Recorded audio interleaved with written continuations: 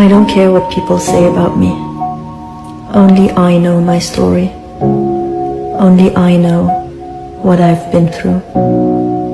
I was born to be authentic and not to please everyone.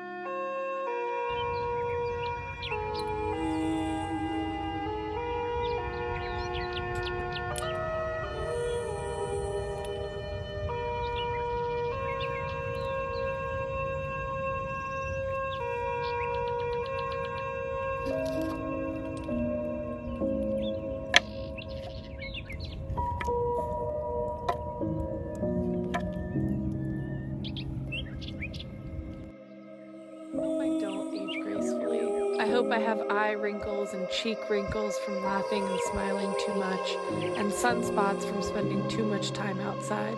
I hope I need knee replacements because I kept exploring the world.